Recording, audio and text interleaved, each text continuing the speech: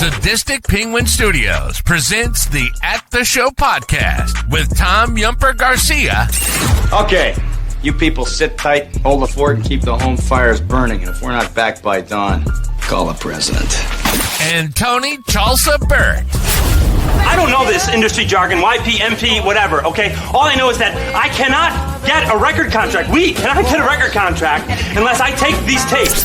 It's almost time, so grab a drink, get your popcorn ready, and join the film discussion with two guys from Chicago talking movies.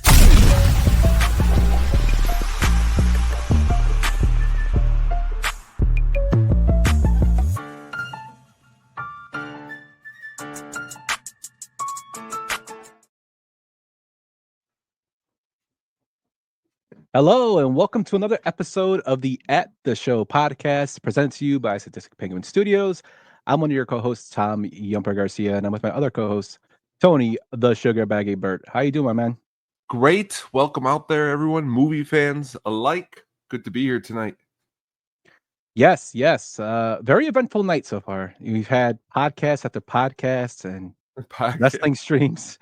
It was like 6 straight hours of podcasting. And then you end the night with us. So welcome if you're here. Yeah, this is my 5th day in a row of podcasting. So this is the cherry on top of my week of podcasting, Yump, and I'm glad to share it with you. Same, I mean. And no, for those folks who watched It's Getting Drafty out there, I did not pick the drummer for you, Yump. He was already picked for me but I knew because I picked him that you would be so happy. Yeah, you secured my vote. That's why when you said Flea, I was like, hold your horses. I got somebody for you over here. Nobody took Flea. That surprised me, but well, if I couldn't have took who I got, I could be in a good pick. Yeah. Check out the episode of It's Getting Drafted in here where Tony and a couple other people, Roxy and another fellow Penguin, and Magnificent Stan picked their band from all-time list of singer, bass player, rhythm, drummer, and what was the other one? Guitar. For me, it was more like I was just trying to come up with a cool band. You know, I mean, like I wouldn't say those were the best players. I would just say I was looking for players that would work well, which I had asked Brian a couple times, what the hell was I doing? But I think it worked pretty well for everybody. It was awesome, man. I really enjoyed the show. Bootsy, get the hell out of here, Brian. Bootsy Collins. Brian does make a fair point, but you know, it should be an equal sign, not a greater than. In terms of musician, Flea can play all the horn sections to go along with just bass. Another show we could talk about this. No, but my last thing to say though, did you know though, when I was reading about Flea like a while ago, he was actually like considered a prodigy for jazz because of his trumpet. Mm-hmm. He was getting recruited like to go like legit play jazz for real, which is crazy. Yeah, that's rude, Brian. That's rude. Yep. No, I definitely Flea is great. I mean, definitely in the top 10 of bass players of all time. You know, I think sometimes it all depends on what you're looking for the bass player of the evening. Everybody pretty much who Flea and Les Claypool pull from Bootsy. So I'm always somebody that it's like, does there have to be the best? Can't they all just be cool? So no, I'm just not to you. I know you're very even I'm when just giving you guys about shit. The Chili Peppers. No, I know. I'm just kidding. You're a very serious Chili Peppers fan. No, but I mean I was just giving you guys shit. I can be either way. It doesn't matter to me. But there, I gave your thing a plug, Brian, right away. Now, we got a great show for you tonight. We're going to be going through one of the prolific Hollywood actors that seems to be in everything these days, Samuel L. Jackson. Tone, what was your first Samuel L. Jackson film you ever saw? Oh, I mean, I think like I have to say, knowing I was seeing it, probably Pulp Fiction. Not knowing that I was seeing it, probably something like Goodfellas because he's in there and you don't really realize he's in there. But I saw that before Pulp Fiction, something along those lines. I think I would go that route. How about you? Coming to America. Well, I mean, yeah, that's another one where it's I would definitely have seen Coming to America before Pulp Fiction. So yeah. Yeah, Coming to America, and then I saw Don't ever think Goodfellas. of I'm that like, role. that's the guy that robs the store, the McDowell's. Oh yeah. And boy, does he do a good job in that role too. Yeah, who the fuck is this asshole? Yeah, so we got it's our 10 favorite movies of Samuel L. Jackson. Some of you may know, some are some hidden gems that Tony and I have gone through. But before we get to that list, let's go into what we've been watching this week, my friend. Let's do it. That's a me. And also, what were you just watching? So what you been watching this week, my guy? Two movies I've been watching this week. First off, I'm starting to try to get through some of these Oscar movies. It's for our show coming up, and they dropped A Real Pain on not Netflix, Hulu. A new movie directed by Jesse Eisenberg, up for 2 Academy Awards, also 4 Golden Globes. It's a comedy about a pair of cousins who go to Poland to visit their an ancestor's homeland, and it's pretty much it's a straight up comedy, but there's also some poignant moments because they visit things like concentration camps and talk to Holocaust survivors. But the acting chops of both Kieran Culkin and Jesse Eisenberg really carry this movie. I really think what I thought was really interesting too, in a great role, is Jennifer Grey from Dirty Dancing and Ferris Bueller's Day Off. She plays a role in this movie. Haven't seen her in something in a while, but a really good movie about just two cousins connecting over a family loss in another country and trying to explore their roots. I don't know if you've ever watched any of Kieran Culkin in what the hell is it? It's Succession? Succession, but he's amazing. It's crazy because it's one of my favorite shows and I couldn't even think of the fucking name. But that being said, he does equally good work here in A Real Pain. If you have not seen this movie, I definitely suggest it. Yeah, I have to check this one out. I haven't got into the Oscar movies yet. I am planning to start them soon. I've just been super busy with everything going on with work, but I will get into them soon. This is one of the ones I do want to see because I remember when we were talking about this at the mini show, you were talking about Kieran actually deserved that Oscar nom. Yeah, it's more again. It was more I don't think it's nominated for Best Picture, and it was more of the fact that maybe some of a movie could have been taken off because always got to give credit to, let's just say, someone like Jesse Eisenberg, who isn't really known as a director, who kind of puts it on the line for this movie and actually gets really great performances, not only out of himself, but out of Kieran. And hearing some of his interviews for this movie, he talks in depth about how he was actually supposed to play the Kieran part, but a lot of people told him, producers, that it would have been hard for him to direct as being the smartass in the movie as part of the straight man. So that's why he played the straight man role. So interesting stuff like that. But again, it's a comedy. So I think if you like good comedies, you're going to enjoy this movie. Yeah, I'm definitely going to check that one out. It got just a little bit in there. I know you love this movie because we've talked about it, but it's got just a tad. If you like something like a Planes, Trains, and Automobiles, you'll like this. Juxtaposition, really great. The next movie I watched, sadly, because of the passing of one David Lynch, I had to honor him in some way, and I honored him with watching Blue Velvet for the 6th, 7th, 8th time, somewhere around there. Just a very, very, very unique movie in so many ways. In many ways, the most unique thing about it is the performance of Dennis Hopper. Oh, look at those. What are these? Don't say please, fuckhead!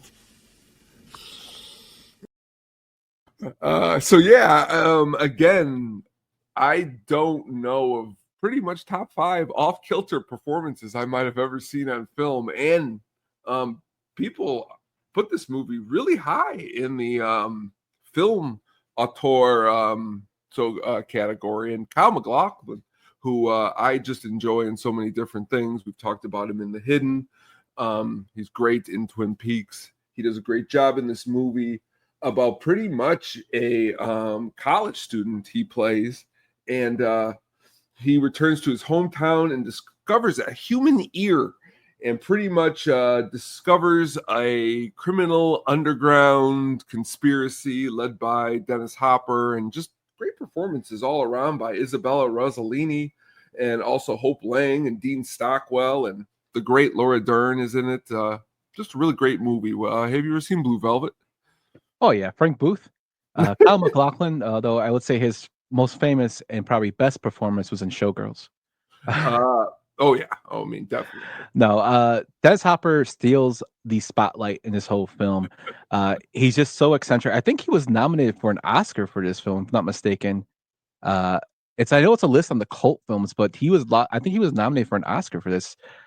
I could look it up right now. I'm actually got it on right now. I know Lynch.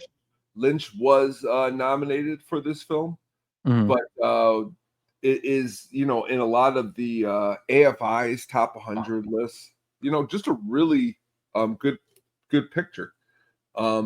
Yes, David Lynch was nominated for Best Director, and Dennis Hopper was nominated the Golden Globe for Best Supporting Actor. He was not nominated for any Academy Award. Okay. Yeah. He should have. I mean, a matter of fact, I would have just given it to him. He was just for Hoosiers, and the only role I guess he got nominated for. Another great role. Yeah, I think this one was better than Hoosiers, but like every time I see this movie, I think of Super Mario Brothers, or as the people from New York, Super Mario Brothers. I think of him as Koopa, and I'm like, it's like you could totally tell he pulled some Blue Velvet for that role as Koopa, because the way he acts. Well, Waterworld, he's great in that. He's awesome. He's awesome in that too. But another actor that was just a great character actor that was gone way too soon due to illness. He's probably like one of my favorite like character actors out there, and there's so many of them. But he has like those memorable roles. Good picks, man. Good picks. Thank you. What have you been watching? I'm sorry. My buddy put Super Mario Brothers. So my buddy Johnny put Super Mario Brothers because his brother had recorded Super Mario Brothers, and instead of putting super, he put 2 P's for supper on the DVD on the VHS. And I don't know why, but Johnny was telling me this when we were driving to some poker game, and I could not stop laughing. Supper Brother. Oh man, I gotta have him tell you this story, Tom, when you meet him. Oh, I'd definitely like to hear that. So I have been extremely busy with stuff that's been going on, but I have been in my anime phase. Now, the first thing I watched this week was, if you are big fans of Xbox or Dreamcast, one of the first Dreamcast games I bought was this game called Shenmue, which was like really interactive open world. It was like at the time the highest video game. It cost the most to make. I think it was like under almost $100 million to make it. It was like something that just blew my mind. You play as a character who's trying to find out about his father's death, and he's in Tokyo, but it was so interactive to the point where you actually work in the film to find clues. You can go around buying stuff out of vending machines. You can fight people, learn karate and different type of techniques. It's just basically it's like an interactive like RPG game. I fell in love with it. They had 2 sequels. One was released on Xbox, I believe, in 2002. And then they had a big announcement at E3, maybe 10 to 15 years later, that Shenmue 3 was coming out. And I think that came out in 2021 for PS4. It's the reason I bought a PS4 was for that game, because it was basically crowdfunding. That's how much people wanted the game to finish the story. I happened to see the animated series, which covers the first 2 games on Crunchyroll. And I gotta say, for 30-minute episodes, you can watch it in English or in Japanese. I watched it in Japanese. good action, and it gets to the point of the story without having to go through like the little side stuff that they had. So it's a pretty good flow. I really enjoyed it. Unfortunately, Warner Brothers had bought out the company that made Shenmue, and they canceled the series even though it was really popular at the time, and they had a third season going in because they just released a new game. So we'll never get a third season. Warner Brothers has talked that they might bring her back, but it's highly unlikely. And there's no tentacle porn in this. No, Brian. I know you talk about the hentai. Anime is a gateway to hentai. Be careful. Yes, I've heard of hentai, but yeah. So Shenmue, awesome game, awesome animated series. Have you seen or played the game? No, no, I have not. But the way you describe it, I would not mind playing it. Yeah, if you want to like check it out on YouTube, I think I did a video on Shenmue the series, like on my YouTube channel a long time ago. But I think I might have posted it with the Penguins, but I'm not sure. But when you told me, I first thought it was like that dancing thing. It's like Shen Yun. Was no. It? But no, this is something different. The next thing I watched is a 1980s film called Ninja Scroll, which turns out to be like one of the most popular anime movies. I never heard of it. I just looked up to see what anime movies to actually have to see. And this was on the list, top 10, I believe, of Forbes. So I watched it. It's basically about like a wandering samurai that just is trying to help take down the Shadow Shogun organization. It's like pretty, I guess, stereotypical, but a shitload of blood, man. Like he slices people up pretty bad. And it's basically him and one other person, the girl in the cover, against like a whole league of men and like 8 like top bosses that he fights, which it was really interesting, really cool style for the 80s. I'm always into like the gore and the anime, right? So right up my alley. There is some like weird stuff in it, not to the degree that Brian is saying about tentacle porn, but there is like some stuff in it that's like, what the fuck? But it was a very interesting film. I highly recommend this one too if you're really into like the old anime. It just shows how like in the 80s and 90s, the early 90s, how so much work went into making these films, and they still look good today. They don't look outdated, which I think is awesome. Have you seen this one? No, I haven't, but I will agree with you just based upon doing the research of getting the poster for this, because I just don't find one poster. I'm trying to like look through it, and then I go down a rabbit hole and read about it, and it looks like it just came out. A lot of the stuff I was seeing for the movie, you know what I mean? It's not, doesn't look dated. It looks really cool. Yeah. So sorry, I've been into the anime phase, but it's something my buddy Christian turned me on to. Was just watching anime, and it just, you know how I am with movies and stuff. Something new just to go into it. Switching it up. That's what we like here. But if you're into that kind of stuff, check out those films and that series if you're into the game, which is like really pays homage to the original game with the Shenmue series. Very cool. Very cool. Cool. So that's what we watched this week. Let us know what you watched over at X, Twitter, or Elon Musk site. I don't know. Or on YouTube. Let us know in the comments or at our own handles on Twitter at The Hookup on Music or at Lil Yumper or at The Sugar Baggy. So with that tone, we already talked about our first time introduced to Samuel L. Jackson. I just want to ask, like, do you think, like, was there a time where you like saw him in a movie, any movie, and you're like, this guy's in fucking everything? Actually, today, you're saying to yourself, like, I played a movie. Let's see if you can guess it. I played a movie today at school, and it wasn't by chance. I just happened to be playing it, and then it clicked. I was like, oh, we're talking about him today. What movie could I have played of his today at school? I'll give you 2 guesses. Was it recent? 2003. Ooh. Coach Carter? Nope. Good guess, though. I don't know. Right. Wait. 2003. It's not Marvel. I don't know. I give up. It's 04. It's 03 or 04. It's Incredibles. Oh, yeah. He's the Frost guy. Yeah, which to me is, wow, what a role. He's hilarious in that role. Honey, have you seen my superhero outfit? But again, you're saying to yourself, yeah, him? And I said it to somebody out loud, and one of the kids is like, that's really Samuel L. Jackson, the guy who's in all the other bad, like the cool movies. I'm like, this is a cool movie. He's in this. But yeah, probably again, but I've always known. And then I repeated that he's actually one of the hardest working actors ever of all time.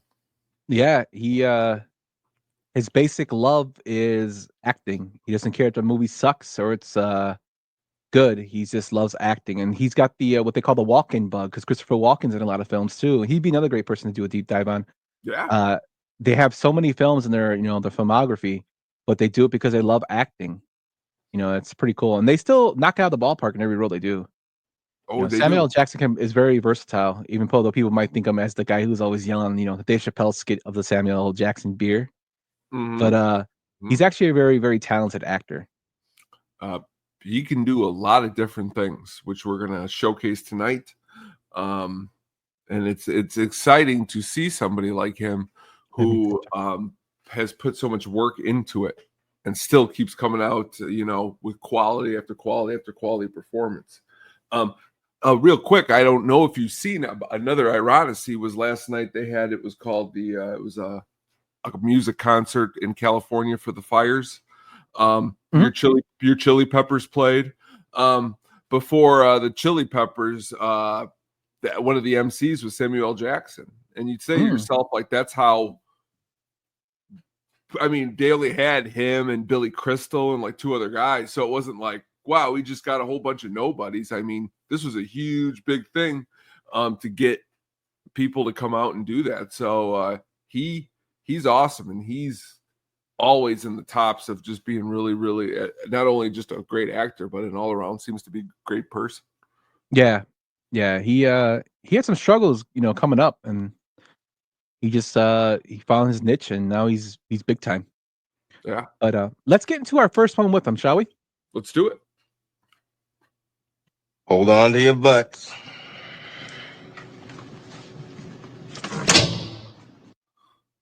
In 1993's Jurassic Park, he played the role of Mr. Arnold, directed by Steven Spielberg, who also directed movies such as Schindler's List, E.T., Jaws, Indiana Jones and the Temple of Doom, Indiana Jones and Raiders of the Lost Ark, Indiana Jones and the Last Crusade, and Indiana Jones and the Kingdom of Crystal Skull, Hook, and Save It Private Ryan.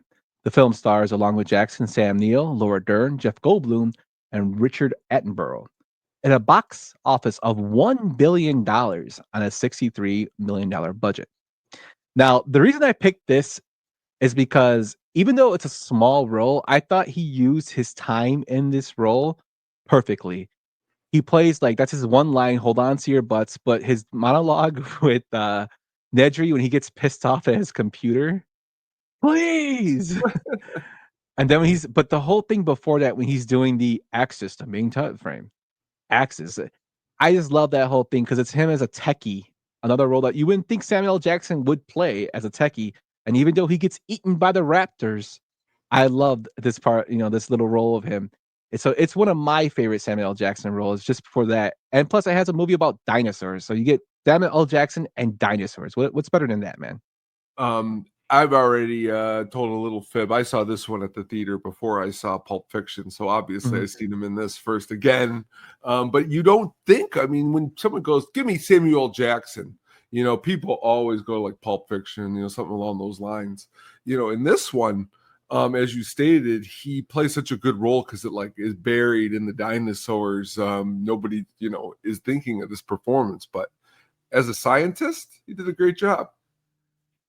Yeah, he totally did. I love it that he, has a small role as a tech guy. His one-liner is great. His catchphrase, hold on to your butts. And, he has a little back and forth with Newman. So it's one of my favorite ones. Jurassic Park, of course, is a classic. It's one of my favorite films growing up. I saw this in theater too. I remember the surround sound and hearing the T-Rex walk. We did a whole deep dive on this film, which I love that we did it on. But this is a nice little guilty pleasure that I had. Samuel L. Jackson as one of my favorite roles is in this film. I could imagine too at this time period in his career to even land this role. We had talked about it on the deep dive. The the casting for it, but to actually, after seeing this movie so many years later and then see all of his other movies that we talk about, and it still holds up, in that role, along with a role like stated there, like a Kingsman, I mean, that's another really great role of his. And you can see again just how different both of those roles are, but how great they both are too at the same time. Yeah, you can see like just and it's just crazy that this is just such a small role, and usually it shows how talented you are by being memorable in this limited time you get on screen. And he definitely was memorable to me. He put an impression on me as a kid, and like I'm still talking about him as an adult now, which I think is awesome. Yeah, I mean, I mean, and I know they're already coming out with one, I think this next summer. Sure, now, he won't be in it. I don't, of course. But again, Just to resurrect him. But children, okay? Children for the end of time who like dinosaurs will always watch Jurassic Park and go back to that first one because it's the classic. And who will they see in that role forever? Samuel L. Jackson. So it's pretty cool in that way if you think about it, because he may not be in all of them, but because it's such a big franchise, you always got to go back and watch that first classic. Yeah, definitely. So if you haven't seen Jurassic Park, what rock have you been living under? But if you do, not just for the dinosaurs, look out for my man Arnold, aka Samuel L. Jackson, because he is awesome. Brian asks, "Are there any dinosaurs on your dinosaur tour?" Jeff Goldblum's another great character in the film, but he's more of a main star. But like Samuel L., as makes a little brief appearance in there, spices it up a little bit. But let's get into your film, Tone. Let's do it. Look. What you want me to do? Lie to you? Just because you pour syrup on shit don't make it pancakes. You know what I'm saying? All you could see was that number one thing, that butt. I don't even know why you thought that was so tough. Because she got the snapping nappy dugout. The snapping nappy dugout? Snapping nappy dugout. 1992's Juice. He played the role of Trip. The movie was directed by Ernest R. Dickerson, who did another great film, Surviving the Game, A Tales from the Crypt, Demon Knight, Bones, and the Adam Sandler Damon Wayans film Bulletproof. The film stars Omar Epps, Tupac Shakur, Khalil Kane, and Jermaine Hopkins to go along with Jackson. The movie had a box office of $20 million on a $5 million budget. Tone, tell me why you picked Juice, my man. I watched this movie a little bit later than a lot of other movies, at the time. I probably saw this movie in the last 5-6 years for the first time. And for some unknown reason, when I saw it, well, of course, the performance of Samuel L. Jackson's great. But again, it's not like he is one of the main stars in the movie. It's a little bit of a background character. Tupac Shakur really brings it in this role. So does Omar Epps. Brings it also. The movie kind of reminds me of a very, very, very twisted Stand By Me in my head. It's like 4 friends. They're supposed to have this whole, rest of their life, but then they just get mixed up in some really bad stuff. And then one of them gets even worse. And it's just a real twisted tale. And I think that's why I am always drawn to it. Because to me, this movie's a little bit different than I also love Menace to Society and Boys in the Hood. But for me, I like Juice and like Dead Presidents more because there's something a little bit deeper, I think, going on. That's the wrong term, not deeper going on. It's different than maybe the format of those other 2 movies. Yeah, I mean, the name Juice can mean 2 things. Like, one, it can mean, paying a gambling debt, how much interest you use.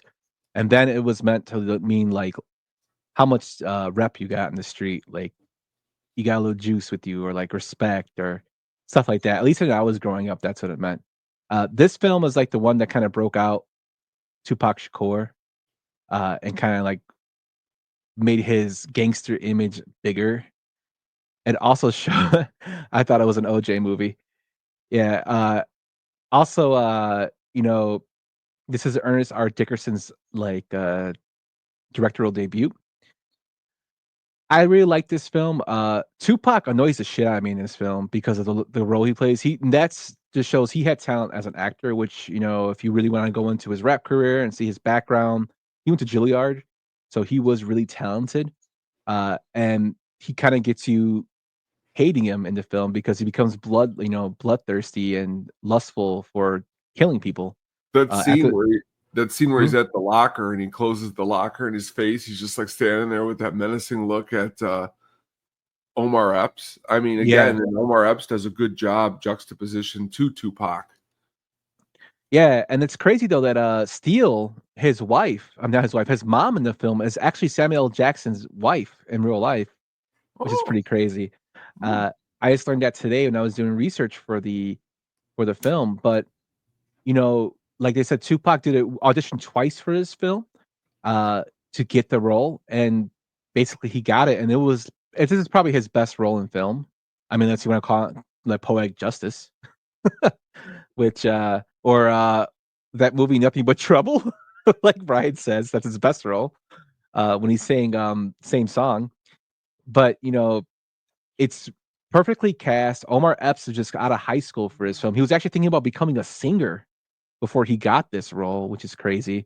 But this one is totally like a film that should be up there when you talk about good urban films. I always think of Juice, and I always think of this film called Fresh, Yeah. which doesn't really ever get mentioned a lot. It was really big when it got released, but it never, kind of like the momentum for the actor, it never really went anywhere after that. And Samuel L. Jackson's in that one too. He's Sam, I believe he plays his dad in that film. But this one is a great film to check out. It's kind of go like Omar Epps is in some good films too. Like this one, he was in N Too Deep with LL Cool J, and then he also was in Major League too. Yes. Yes, Sam. He does look like Mike Tomlin. Like Omar Epps. Me and brother and always say that like they look like they could be brothers. Mike Tomlin and Omar Epps. I watch one of the Power shows on Stars, and he plays like an aging detective on there. And boy, does he look like Mike Tomlin now more than ever. He's also in House too. Oh He's yeah, another great actor too. he was on That does a ER great for a job. while. Yeah, Yeah, he's in one of these this film called The Wood that I really like. It's about him and his friends that go back for a wedding. That's a good movie. Yeah, but if you haven't seen Juice, check it out. It's definitely a great film. Samuel L. Jackson does a great job, and then you heard a little clip from him as Trip. But it's a great ensemble cast for this film, and tells like it's a great. I keep saying great, but it's just awesome the way they tell the story of the film. And Tupac does his best acting, and you can see him slowly change into that person that just gets like obsessed with becoming, dangerous, and it just spirals out of control. I know you don't like him at all, but it's actually a really good movie, and they actually do a good job together. Him and Jim Belushi and Gang Related. They're partners, like police partners, but they're like really, really crooked. But again, Tupac could act with the best of them, as you stated. His career could have really been a burgeoning actor if he, just kept pursuing in that regard. Yeah, but I mean, he was considered the greatest rapper of all time on some people's list. So he had a pretty good run there too. I think him being a greatest rapper, is what got him not around anymore. But that could just be something. Yeah, I mean, we could go into the whole thing of that too. But shout out Jordan Miller. But Juice is a great film. If you haven't seen it, it's one of those classics that don't get mentioned a lot and should be mentioned more. One of the great urban films. And Brian asked the question, did Tony just say good and Jim Belushi in the same sentence? Again, I could name 7 good Jim Belushi movies. You probably haven't seen them, but Red Heat. You'd have to see them and then sit next to me while we watch them, and then when the movie ends, with a straight face, look at me and go, "That movie sucked." And then I'd be like, "Okay, man, explain to me how." But you know what Jim Belushi movie I like a lot? And you're talking to the biggest John Belushi fan and a guy who used to rip Jim Belushi 24/7 until I was like, you know what? He ain't as bad as Mel Gibson, Stallone, John Voight. Like, if you really follow him, he's done some pretty good things lately. So my favorite Jim Belushi film, besides Jingle All the Way, when he plays Santa. Curly Sue, we're not talking. No. My favorite Jim Belushi film is actually Mr. Wonderful.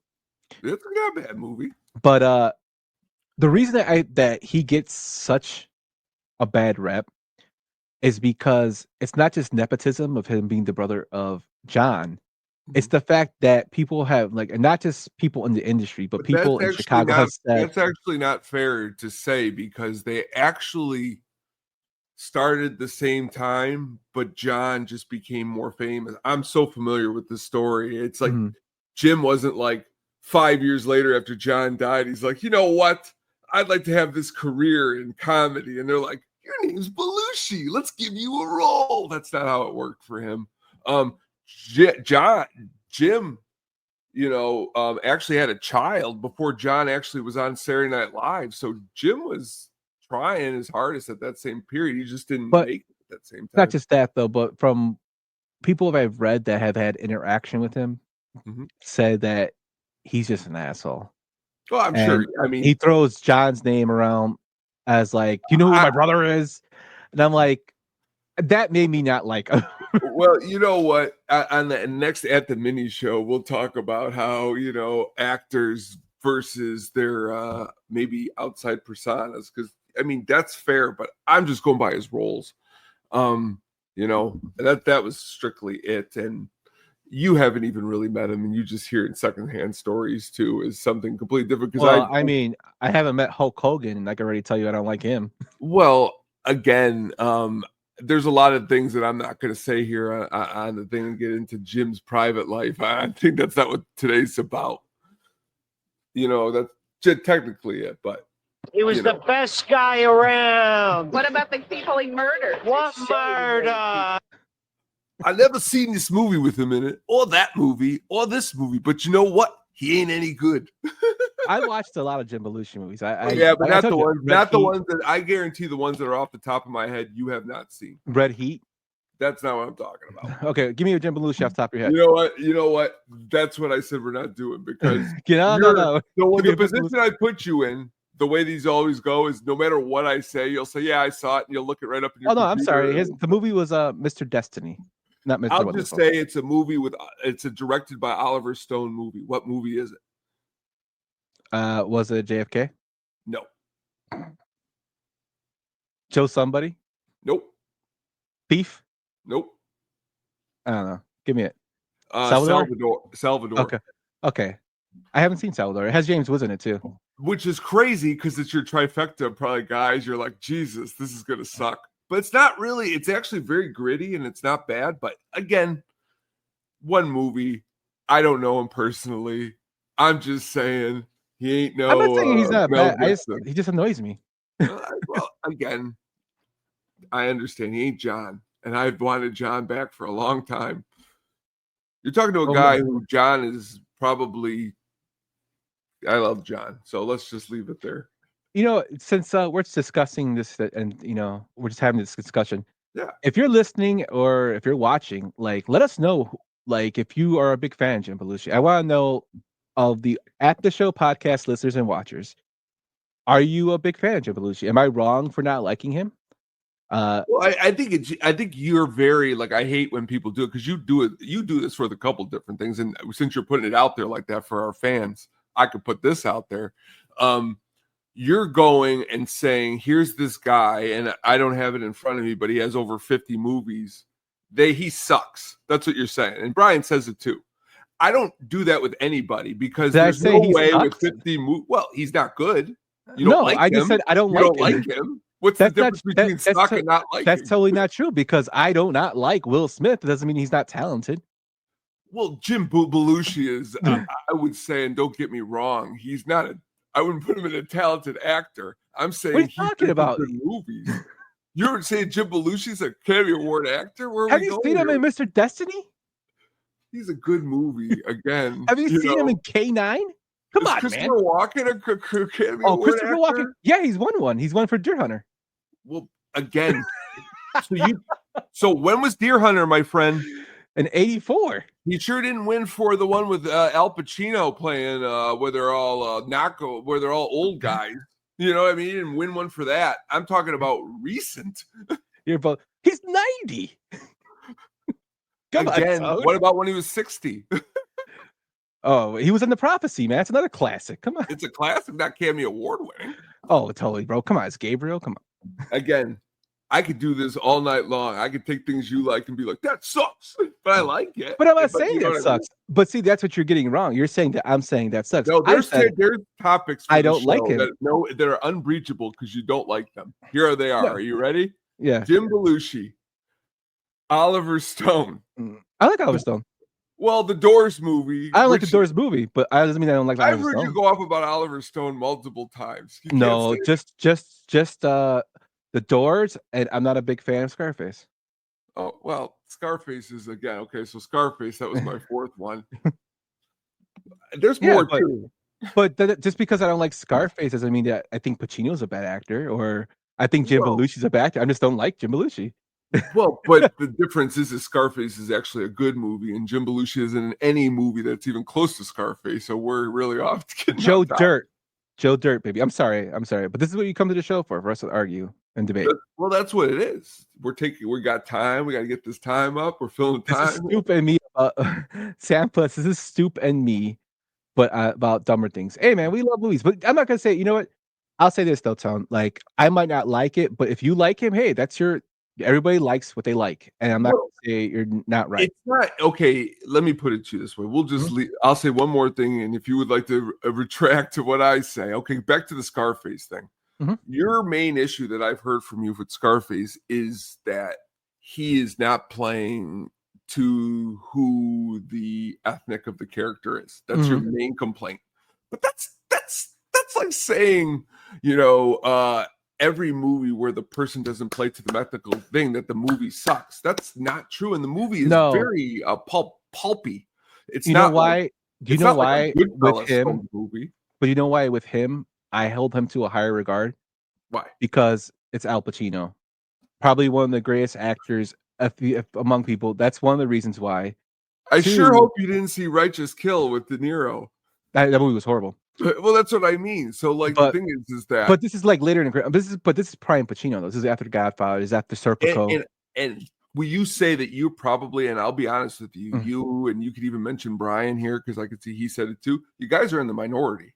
That's it. Oh, I totally agree. I am in the minority. And that was all what I was trying to get at. That's totally fine. And I mean, we're in a minority about the natural too. I mean, people like what they like. Well, that one I do hear a lot of people because that one's something different. People believe in baseball different ways today. And some people, I look at that movie in a nostalgia way. You look at it as it just seems to be stupid, it seems. But that's... No, I don't look at it. I just like the book better. Well, that's even so. I understand that. That's a whole completely different argument. But sir, my last thing on Scarface because we're getting carried away here.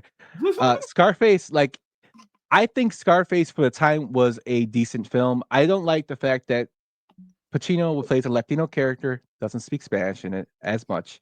That part. I do get why people like it because it's becoming from nothing to becoming the top of the crime syndicate. It had good music for the time. It has decent style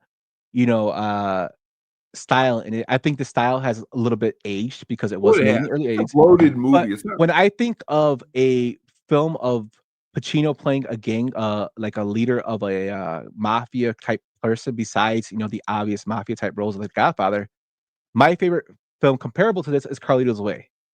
But that's more after the fact he was big. You know what I'm saying? After he was in the life and he got out, he's trying to make a change. That's just me. Scarface, I watched it, and like even when I first watched it, I'm like, oh, it's okay, but I couldn't just get. I think maybe that what killed me on it was hyped up so much to me that it kind of let me down. If that makes sense. I will say this, and I will say this about Scarface. It's very long, too long. Number one, it's a sum of its part. It's better if you watch there's like 10 great parts in the movie, and you just watch those parts and shut it off. If you actually sit and watch the whole movie, it could be what you describe. So I will give you that. It's more of there are these 10 parts where, to me, they are just either so actively ridiculous in a good way and an over-the-top way, which I think that's what they were going for. Robert Loggia is great in the movie, too. But again, I see your points, too. So we'll leave it there, my friend. Didn't know Samuel L. Jackson would end up being about Jim Belushi and that yeah, easily edit out 40 minutes. Yeah, of Scarface, yes. Sorry about that, and we'll get back to regularly scheduled programming with our Samuel L. Why are Jackson. you apologizing? We have to try to get to 2 hours, and we were already 2 movies down with only 8 to go. We probably Yeah, weren't so this argument's for you, Mr. Michael Cotton. I mean, I don't No. apologize. This is a movie show, so we can actually not talk anymore and just continue what we're talking about. That's just me, though. That is true, but we did get off subject. We went from like one thing to another. But yeah, back to Juice. Good movie. Check it out. Let's go into our next film. Your whole way of life is bullshit. Macho is bullshit. That's all I got. Oh, so now you're the victim. Well, let me take your turn for you. No! 1997's 187.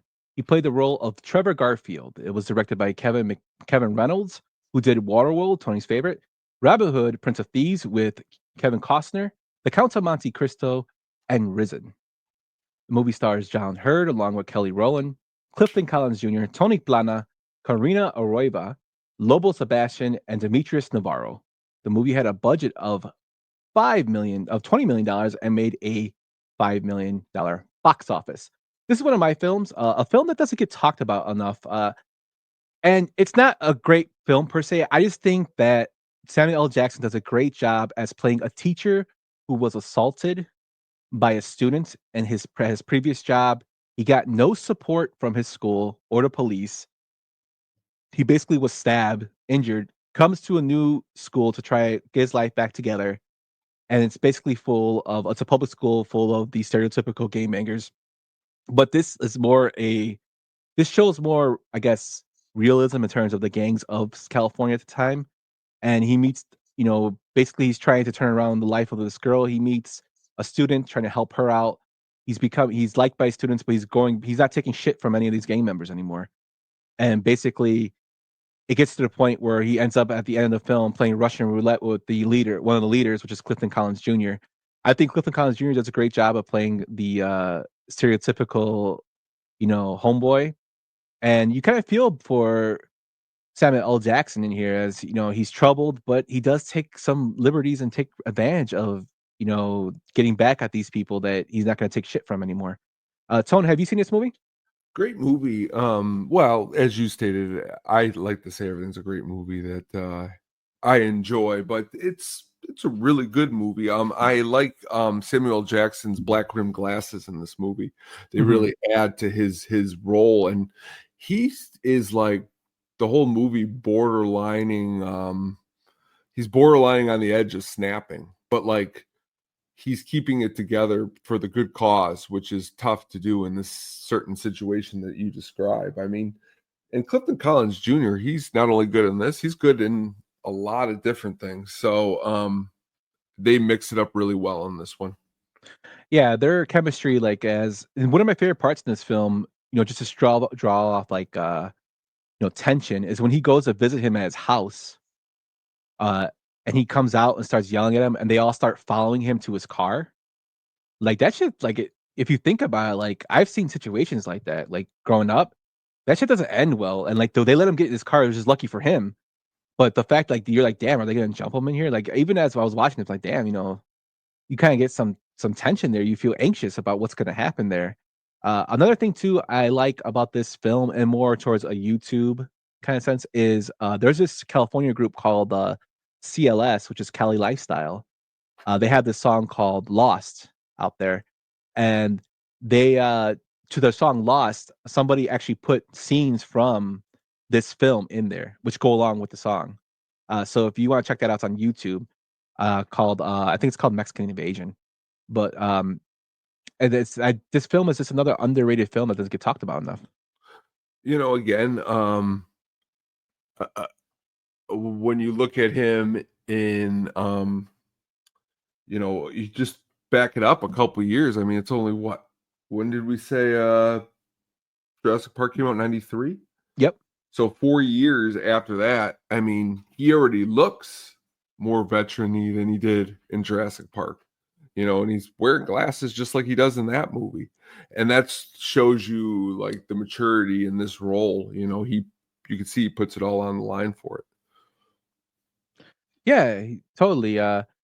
He does a great job, and like I said, he plays kind of a sympathetic character that is doing things that they never say if he really did them or not, but you kind of figure he was doing them to get back. And this film was based off a real incident that happened to a substitute teacher in the Los Angeles area, high school area.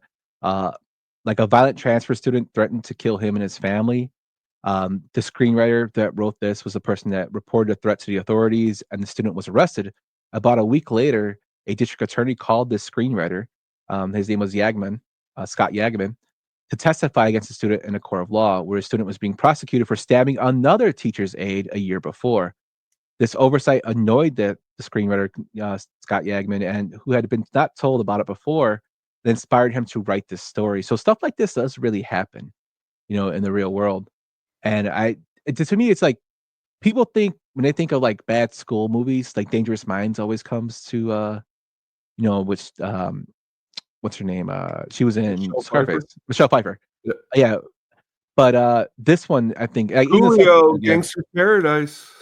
Yeah, but this one I think is better than The Substitute and Dangerous Minds. Definitely, I would agree with you. Dangerous Minds is a little cliche and a kind of bit. It's been a while since I've seen that movie, so this one I actually watched about a year and a half ago for the first time too, because I don't know how it slipped under my radar, but I always love movies like this. I hate to bring them up again, but a really great movie from the 80s is The Principal with good old Jim. But again, these movies where you got a guy who comes in a school and has to bust heads and get guys in line, or the fact that you can, if you work in the industry of schooling or helping any kind of child, just how tough this would be for him to actually be in doing this. Sometimes that's for me a great part of movie watching. I know I used to have this conversation with people. They just sometimes want to watch a movie and escape, like an escape movie. A movie like this for me is an empathetic movie where I could put myself in the shoes of Samuel Jackson and be like, wow. Yeah. It's just it's really got me into it, in terms of the movie, even though, like I said, it's not like a masterpiece film, but it gives a lot of good feelings and vibes from like the area that I grew up in and areas that I worked in this type of area before in my career, in corrections and stuff. So, but the crazy thing is, Tone, I did a little research of this. Nicolas Cage and Gary Sinise were considered for the role of Shepard Garfield, which is Sam's Spot. Do you think they could have done it? No. Did you say Gary Sinise? Lieutenant Dan himself. Oh man, no, and I definitely don't think Nicholas could have did it either. Not built for this role. The role's looking for grit, and ironically, here in a second, we're going to mix up one of the guys you just said with Samuel Jackson. So, but he couldn't have pulled off. Cage couldn't have pulled off this role. Yep. But let's move on to our next one, man. Let's do it. Do you hear that? Hey, the bass is too heavy, y'all.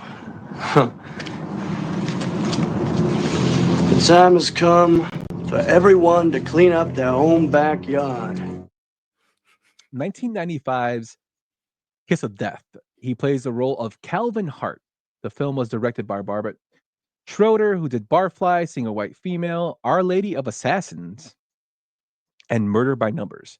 The film, along with Samuel, stars Nicolas Cage, David Caruso, H himself, Helen Hunt, Catherine Erbe, I think is how you say her name, Tone? E-R-B-E? Erbe?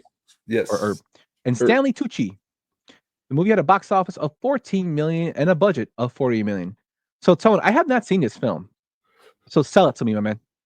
All right. So we're going to back up to when it was released in 1995. It's a year after Pulp Fiction, and pretty much it was a time period where, because this one movie was successful, other movies are trying to come out that will kind of give that same kind of feel. So Kiss of Death is a mob related movie with yes, yeah, well, we're gonna get to that in a second. A great scene with House of Pain.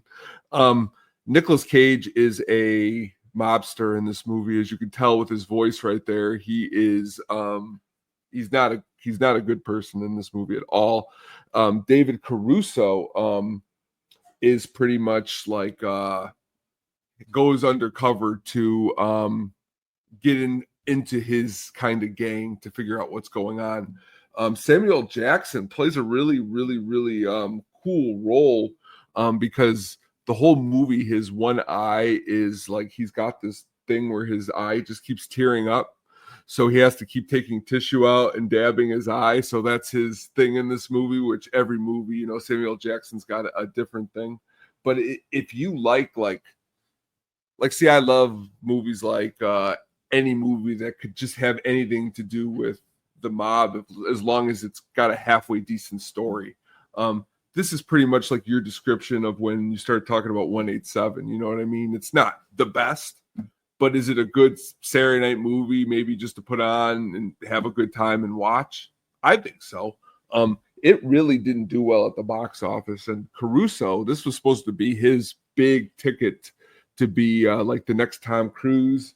And this movie and William Friedkin's Jade pretty much buried those plans for Mr. Caruso, which is sad because he left NYPD Blue for the movie career that did not end up blossoming. But luckily, he got to come back in CSI. But this is not a bad movie for Nicolas Cage either, because it's different. And how often do you get to see Nicolas Cage with that type of facial hair like you do in the poster here? Yeah, looking at the clips for this, like, he looks so young in this film, like super young. But Caruso, this movie, of course, did bomb at the box office. Back to with Caruso, he did leave NYPD Blue, and like he was at top of the mountain, man. He won a Golden Globe and a Golden Globe and an Emmy in the first season of NYPD Blue. I watched that whole series, and he was good, but Dennis Franz was always like, I think, kind of stole the show a little bit from him. Mm-hmm. But he was good in the role, as Kelly. And like these films set him back because they did not get rated very well by critics, and they bombed at the box office. And luckily for him, H was out there, the role of H, which always cracks me up. Him as H, David Caruso as H, was there for him. But he was paid $1 million for this role, so good for him. If you like ridiculous performances, we did not mention him also in the movie, is Michael Rappaport.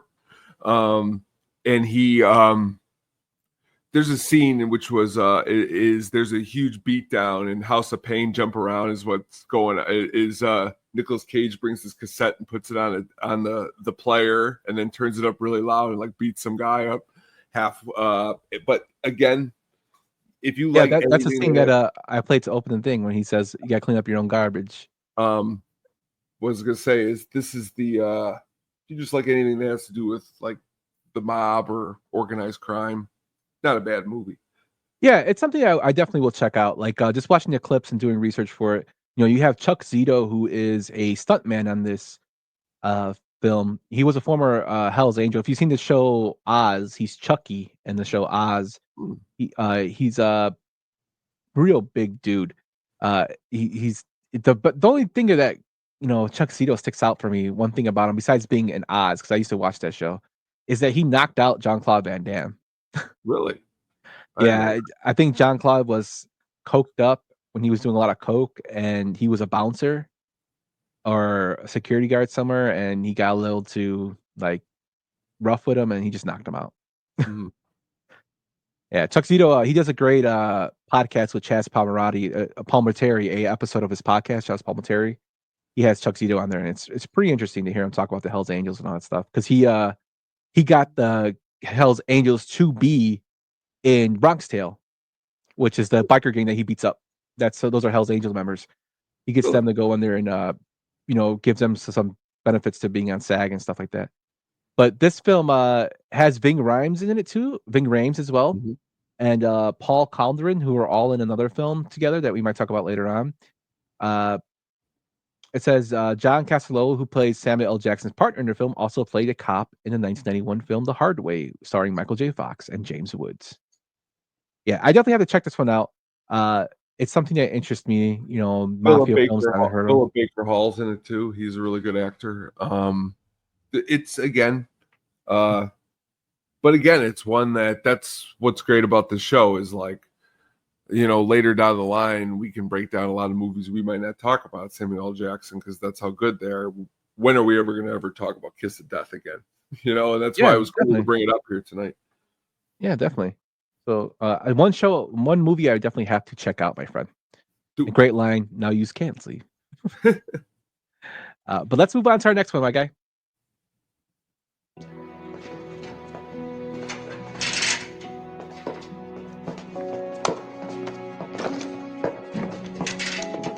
Oh, well, not quite your storybook ending, huh? Not for us, anyway. But you men played like champions. You never gave up. And champions hold their heads high. What you achieved goes way beyond the win-loss column or what's going to be written on the front page of the sports section tomorrow. You've achieved something that some people spend their whole lives trying to find. 2005's Coach Carter, which he plays the role of Ken Carter. The film was directed by Thomas Carter, who did Swing Kids, Metro, and When the Game Stands Tall. The film stars Rick Gonzalez along with Robert Richard, Channing Tatum, Ashanti, Nana Gibowano, I think he says his name, and Antoine Tanner.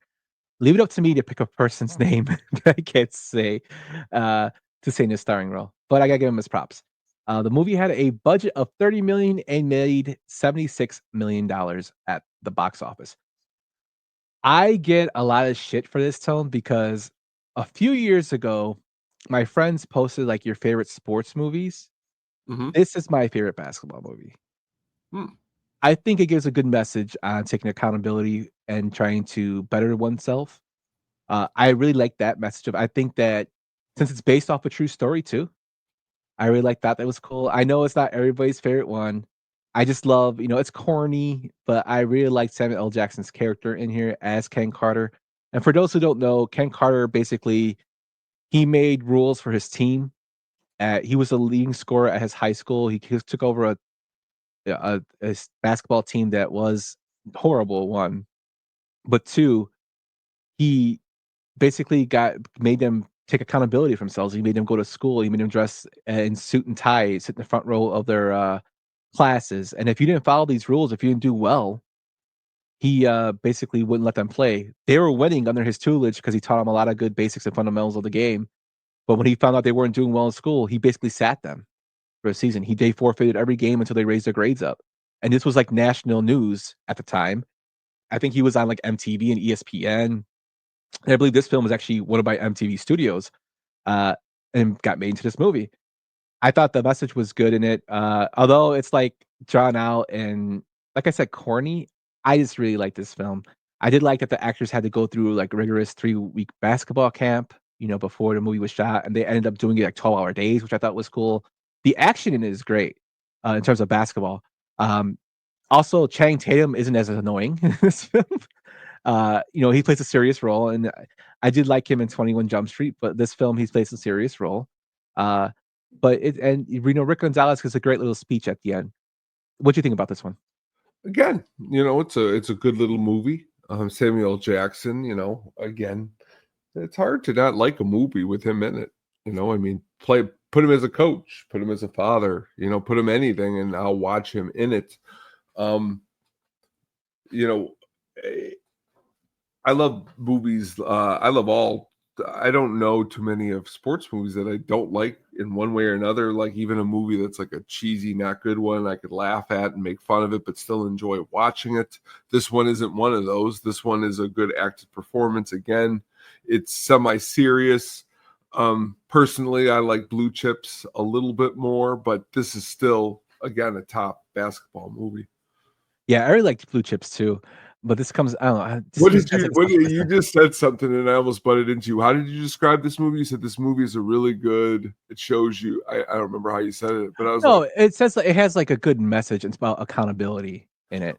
And I was gonna be like, that's Blue Chips. No, but this one is actually better at that. But no, Blue Chips I like a lot too. And Blue Chips, I think for the stars in it is really really good.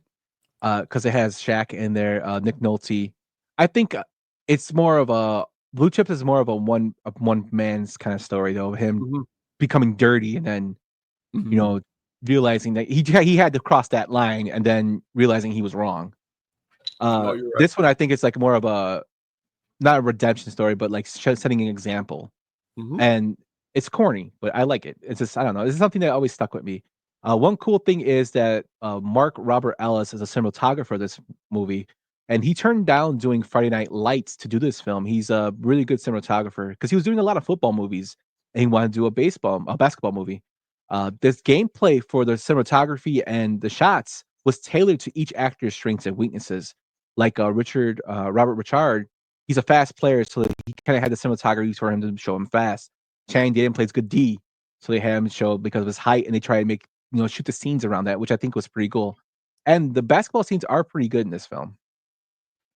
Yeah, I mean that's really where you want to go in any sports movie. Are the sports scenes filmed, to a quality that the viewer could be like, and it is in this one. Yeah. So if you haven't seen this one, check it out. Let me know what you think. Give me shit if you think I should be hated on for having this as my favorite basketball movie. My fraternity brothers and my friends give me a lot of shit already for that, but it's all good. But this is my favorite basketball movie, and it has our man Samuel L. Jackson in it. Let's move on to our next one, Tone. Now you've seen how bad things can get and how quick they can get that way. Well, they can get a whole lot worse. So we're not going to fight anymore. We're going to pull together and we're going to find a way to get out of here. First, we're going to seal off this movie. 1999's Deep Blue Sea. He plays the role of Russell Franklin. The movie was directed by Rennie Harlan, who did Legend of Hercules, Exorcist: The Beginning, 12 Rounds, The Covenant, Cliffhanger, The Adventures of Ford Fairlane, and A Nightmare on Elm Street 4, The Green Dream Master. This film stars The Punisher Thomas Jane, Saffron Burrows, Jacqueline McKenzie, Michael Rappaport, who seems to be hand in hand with Samuel L. Jackson movies, Stellan Skarsgård, and LL Cool J. The movie had a budget of $60 million and made a box office of $164 million. Tell me why you picked this one. I picked it because of the most amazing musical lyrics ever by LL Cool J. Deepest, hardest, my head is like a shark's fin. That is the lyrics that close out the film. But the movie itself, I had a really hard time going back and forth between this and Snakes on a Plane. I like them both. They're like, to me, like those midnight Saturday night movies that are just so ridiculous, but they got a lot of actors that are familiar. See, like I want to say to you, like, they don't really do movies like this too much. And someone might say, well, they do Sharknado or something. I'd be like, but those actors aren't some of the actors like in this movie, which they do a good job. And Stellan Skarsgård is actually an amazing actor. So he's in this and he's sadly gets chewed up way too soon. But the part that you just played there with Samuel Jackson, that is the main reason why I picked this, because I'll never forget watching it the first time in the movie theater and did not see that coming at all. Thought he was in it for the long haul, and man, he was gone pretty quick. Yeah, it's probably one of the best twists in a film. We could have used this on our twist for twist in the film. We could have. But Samuel L. Jackson told the Las Vegas Sun that he was motivated to take the part because, quote, I watched a lot of monster movies growing up, and we would go home and someone would pretend to be Dracula or Frankenstein and chase us, and we would run from them. This was an opportunity to finally be in a movie like that and run away from something that was bigger and stronger with sharp teeth and claws. I got to say stuff like, look out, go this way, and even though I didn't get to be that panicky. So he loves films, and then he did this Bullet Train. Ooh, Bullet Train. I think this film's funny to me because it's like it's another film with sharks. Like he kind of did it with Jaws. And the funny thing is, Thomas Jane had to swim alongside sharks, a real life shark, for some scenes, and he is terrified of sharks in real life. And the reason he's terrified of them is because of Jaws. So, and he was in this film, so I mean, there's some method acting going on there. And then I read that Samuel L. Jackson was interested in marine biology growing up in college, and then he plays a role where he's like a marine biologist, and he gets eaten by a shark. This movie definitely gave me that twist in it, and the CGI is really bad though. Well, again, like I stated, it's cheesy, man. Like, but it's not nowhere near as bad as Sharknado or Sand Sharks. Okay, like I gotta say this. Like, I watch movies for 40 different reasons. This movie, I watch it because it's just fun. I mean, like, you're just gonna put this movie on and it's fun, and you're gonna laugh, and you're gonna think that this is ridiculous. And oh, look, there's Soprano's sister up in the tower. She's the one, Janice. She's in this, and then oh, look, Rappaport, he's in this, and I like that kind of movie because it doesn't mean that you have to do a whole lot of thinking, and it's like a stupid fun movie. But you're right. I mean, but again, the movie is still, it's not like the movie's lost its luster because of the graphics. I don't think that was like the main point. The main point is like stupid fun. Yeah, and this is the only Samuel L. Jackson movie where another character uses this trademark word, motherfucker. LL Cool J uses it instead of him, which I thought was pretty funny. I will say, Samuel Jackson is in another really, really, really good Rennie Harlan movie, A Long Kiss Goodnight, with Gina Davis. So he worked with Rennie a couple times. Yeah, it's just a fun, like it's one of those cheesy B movie, like B monster movies. I think of like that. Yeah, I like a lot. That's it. That's the same as like on the plane. They ate me, a fucking shark ate me. It's from the Samuel L. Jackson beer from Dave Chappelle. That's one of the parts he said. Like Deep Blue Sea, a shark ate me. I like this film. I just the only reason I say it is because I rewatched it today. While the chaos is going on at work, I had it on the side, and when the sharks would come out, I'm like, man, I couldn't remember the CGI being like that. I thought the CGI was better than what it was. But it's like Alien. You ever see Alien? When's the last time you watched like Alien Resurrection? Oh, I haven't seen it in a while. It's not a bad movie. I mean, there's good performances, but man, when they do the CGI with the alien, it looks god awful. Oh man, it's an awkward time period for CGI. It really is. Like, there isn't a whole lot through this period. I mean, even Anaconda. I mean, bad. Oh man, but you had the great John Voight as Cerrone in that movie. Well, I know. Oh, that's an Academy Award-winning performance. You can't. Cerrone, baby.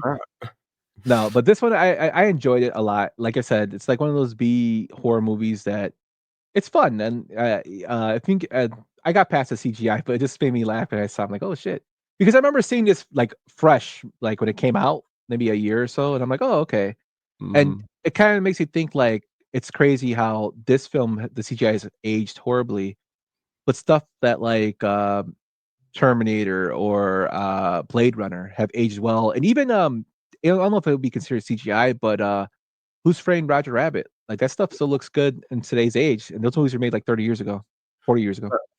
Two things. I think they used a little mixture of some practical, and those guys that you're mentioning with those other movies are Rennie Harlan's like the Temu version of those other guys. I know. Sorry, Remy. But yeah, Cutthroat Island. Cutthroat Island is one of the biggest flops of all time. Yeah, Forbidden Planet. Yeah, it's just me being me, but that's just the way I am. But check it out if you haven't seen it. It's a good B movie, a B horror movie, and Samuel L. Jackson gets eaten by a shark. But let's move on to our next one, my man. The thing to notice about this piece, the thing that makes it very, very special, is its realistic depiction of its figures. When the characters reached the magazine, they were exaggerated, as always happens. This is vintage. 2000's Unbreakable. He played the role of Elijah Price. This movie was directed by M. Night Shyamalan, who directed The Sixth Sense, Signs, Lady in the Water, The Visit, Glass, Split, and The Village. The film stars, along with Samuel L., Bruce Willis, Robin Wright, and Spencer Treat Clark. Now, this film had a budget of $75 million and a box office of $248 million. This movie came right after, the big success of The Sixth Sense. So there was a lot of hype around this movie, and I saw this in theater. I liked it a lot. I know a lot of people didn't like it at first, and they kind of grew on them. I liked this movie a lot because it was something different. One, I loved the twist at the end of Mr. Glass, and I liked how M. Night Shyamalan kind of used comic books to portray to his characters, but not as like a superhero film, which this film is, in a different way. Like Samuel L. Jackson's character is obsessed with trying to find out if there's somebody that is a superhero, which is what he's doing. And we find out he's the villain at the end as Mr. Glass because he's evil and he has these deficiencies, and there's always somebody that's, opposite of him, that's unbreakable, which is Bruce Willis's character. And, I just love that aspect of it, how it's played into the film. You have comic book characters, but not really comic book characters that are in real life. The opening scene is crazy when they had the train accident and he's in the room with the doctor completely fine, and the guy is basically on the ventilator. And doctor tells him, like, besides this guy over here that's on the ventilator fighting for his life, it's just you and him, in it. This is one of Quentin Tarantino's favorite films. It was shot in sequence, which is something very rare in films. When films are shot in sequence, they're usually shot out of sequence due to scheduling and stuff like that. And this film derived from an original script by M. Night Shyamalan when he felt no connections to the last 2/3 of the text, decided to discard them. So he cut out the last 2/3 of his film script and wrote it over again, which is pretty crazy if you think about it for somebody who's really a perfectionist like Shyamalan and tries to get you to freak out on his twist. This is when he was doing his best twist, if you think, what I mean? And he's kind of come back around, M. Night Shyamalan. But I thought Samuel L. Jackson's character in his film was awesome. He was deviant. He was sympathetic for him, especially when they showed things of him as a kid, talking to his mom about he doesn't want to go outside because the kids bully him and he hurts himself. And then you feel bad for him when he falls down the stairs and busts his shit. Like, you feel bad for him in the film. And then it just spawned, 3 other films? Glass and Split, Yep. Yeah. So it's one of my favorites. What do you think about this one, man? I don't know if this is a controversial opinion, but I'll always think it was better. I always thought it was better than The Sixth Sense, personally. For those things that you described. I mean, I when I walked out of the movie theater, I was blown away by so many different things. I was blown away by the feeling that I had. I was blown away by, as you stated, it felt like it was a comic book movie, but it was just so different than what you would think a comic book movie would be. It was smart. The problem, back to The Sixth Sense, is that I thought it was kind of like that movie's kind of a little bit like a one-trick pony. You see it once, and and then it's not like, to me, it's different than like maybe a movie like The Others or Shutter Island. I only could watch Haley Joel Osment in that movie one time, where I could see him in like Entourage, the movie, a bunch of times. No, that's just my own personal opinion. But this movie with Samuel L. Jackson, great performance. I mean, look at these other movies we're talking about during, his last 8 years before this, up to this role, and then look at this role. Just look at his face in the picture if you're looking online. I mean, completely different. Yeah, and the more I think about it, I think it could be better than The Sixth Sense. I think The Sixth Sense gets a lot of love because of the twist that you didn't expect coming. The only thing I don't like about this film, and I wish Shyamalan would have shot it, is I'm not a big fan of the text at the end when he finds out that he's the bad guy and it says he called the cops. Like, I wish he would just shown him the cops coming to arrest him or something, That would have been better for me. Like, even in Killers of the Flower Moon, even though that movie was 3 hours long, I wish they would have gave us like a little bit of him going to jail. Like that's Scorsese. Like I just think that to me, but I mean it's just nitpicking. That's just but I do like this film a lot. I like Samuel L. Jackson's character a lot, and he's the bad guy in it. It's very interesting. I just think I love when people think of different ways of doing things. Like that's why it frustrates me so much with Hollywood remakes and Hollywood recycling ideas, because you can recycle an idea, but you can make it something totally, totally different, and that's what Shyamalan did here. He made a superhero movie without really making a superhero movie. Like it didn't feel like a superhero movie to me. It felt like what the hell's going on, And then this spawned into Split and Glass and those films. Like it's something different, and like and this is peak Shyamalan. This peak Shyamalan. So it's something that was different, and it just made me really, really enjoy it. And Samuel L. Jackson knocks it out of the park. I mean, again, and I mean, I haven't really, I've never asked Samuel L. Jackson, but I mean, how really much was he into comic books before taking this role? But then he really, really sells it. I mean, he makes it seem like he's been into comic books his whole life, and every role he's in, he makes it seem like he's been a basketball coach his whole life. It makes it seem like any role he's worked with sharks his whole life. Like he literally, that's why he's a good actor, because he embodies the role in which he takes on. Yeah. And just a couple things, just to push on like how this is a comic book movie, but really isn't.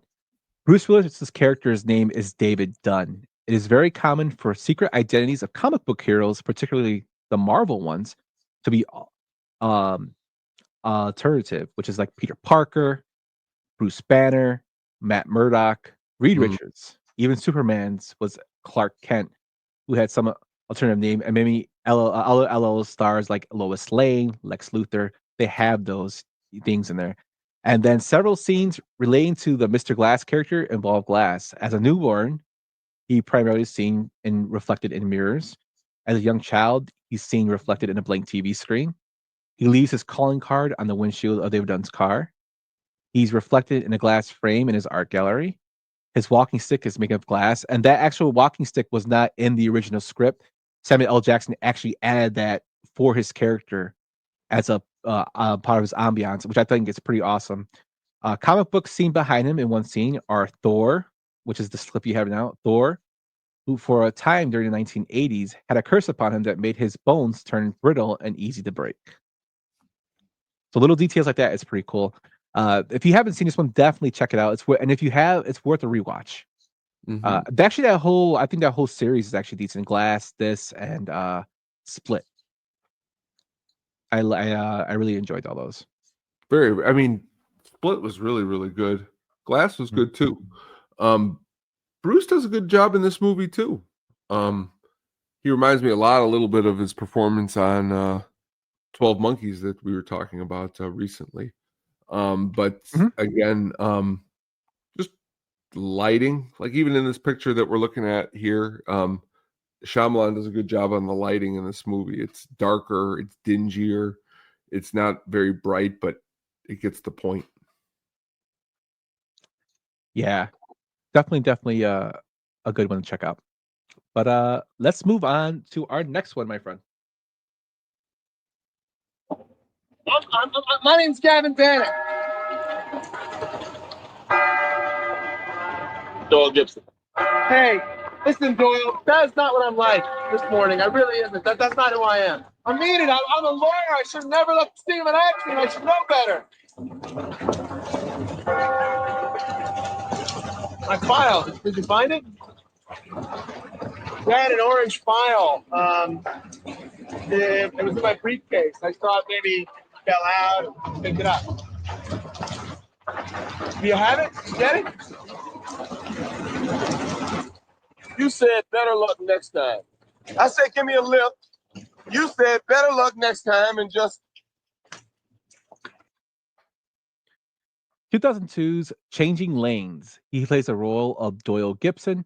The movie is directed by Roger Mitchell, who did The Duke, Blackbird, My Cousin Rachel, Tea with the Dames, and Elizabeth, A Portrait in Parts. The film stars Ben Affleck, Toni Collette, Kim Staunton, Sidney Pollack, Richard Jenkins, and Amanda Peet. and a box office of 94 million and a budget of 45 million. Tone, tell me why you picked this one, my man. This is probably my most recent. I'm always trying to go back through movies that I just have missed or skipped for one reason or another. I think I skipped this one probably more than likely because of Ben Affleck. At this time, I was like, well, is this going to be good or whatever? But then I like looked it up and it was like, it's got a very high rating on Rotten Tomatoes. It's like in the 80s or 90s. And I was like, what? I haven't seen this or sat down. And it was literally last year when we were doing the show, I sat down and I watched this movie and I was blown away by the message, the overall presentation of the movie, the message, and overall Samuel Jackson's performance really is what got me. So when you said we were going to do Samuel Jackson, the first thing I thought of was this movie because he, like Coach Carter, and like most movies, he's this guy in this movie who is a recovering alcoholic, and he really wants to have custody of his child, and he's just been working really hard to get it all together, and he's got to go to the court to for this, and he's got to be there on time. At the same time, Ben Affleck has got a court case he's got to go to, a different court case, and their lives cross paths during this, and they both don't get what they want. And it starts this downward spiral of vengeance to try to take it out on one another because they couldn't get what they wanted until they realize towards the end, reality is that, what the hell are we all doing this for, to hurt each other, when the reality is we could have helped each other. And Samuel Jackson just does a great job at showing the upsetness and hurt because he doesn't make it to that court case on time. He's pretty much told then he's not going to get to see his daughter, and she's going to take him to another place. And it was all because Ben Affleck, as you heard in that clip, whoops, sorry, and that's pretty much, he starts to bring vengeance. But then Affleck's like, well, I'm a lawyer. Forget this guy. I'll do this. And it's a back and a forth that just really leads down a dark place. Sidney Pollack, who's an amazing director, does a good job as Affleck's father-in-law, because what ends up happening is Affleck loses the documents that he needs to Samuel Jackson. So Samuel Jackson's pretty much like, yeah, you made me not go to my case. Now I got this for you. It's really a good back and forth movie that I just really enjoyed when I saw it recently. Yeah, so when I first saw this film, I was getting a lot of Falling Down vibes from Michael Douglas. Yeah. I thought it was going to be some way with that kind of nature of a film, with the Samuel L. Jackson character. But I think in this film, I felt more sympathetic to Samuel L. Jackson's character than Michael Douglas. 'Cause Michael Douglas, you can see why he thinks he was just basically fed up with stuff, but he also had some, traits that were not likable. Samuel L. Jackson seems like he was just trying to, he was just having a shit day, and basically stuff was just tumbling and, basically rolling into a big, massive pile of shit with everything that was going on in his life. And he gets hit by a car. The guy tries to give him a blank check without taking responsibility, which is like an a-hole kind of move. Because you don't know if that check's going to be worth anything. And then he just drives off, and like he wouldn't even give him a ride, like he said in that clip. Then he tries to mess with his children. It's just ridiculous how they go back and forth. Even though there's like a kind of redemption between the two characters at the end, I did like the kind of the back and forth. And they show that Ben Affleck is not a good person in this film. He tries to redeem himself in the end of the movie, but he's really not a good person in this film at all. And Samuel L. Jackson, you just feel for him the whole time. Like, what else can he do? Like, what? I thought he was gonna kill Affleck, to be honest with you. Well, I mean, to be fair, Affleck is like this guy, and he's gonna take over this partnership, and Samuel Jackson just wants to see his daughter, and he's struggled his whole life, and he can't make it to what he needs to because Affleck caused this accident, and it's a shame because it's a wrong place, wrong time. But then again, what it is I think by the end, of course, Affleck realizes he's been an asshole this whole time too, and he needs not to be an asshole anymore. Yeah. And that's what's great at the end is that Affleck pulls the strings to make everything okay, and the way they look at each other at the end. Because the truth of the matter is like you just said, I mean, what happens if Samuel did just kill him, and then he goes to jail forever? But Samuel actually, everybody just took it to that edge where it never got so far where it couldn't get fixed at the end. Yeah, and that's what I like about the film. It pulls at you. The tension is there. It gives you that tension, like what's going to happen next. Like, and it does that with the character of Samuel L. Jackson. Cool thing about it is, like it shows his depth as an actor. Like again, showing his depth as an actor in this film. Like we just talked about his role in Unbreakable. He plays.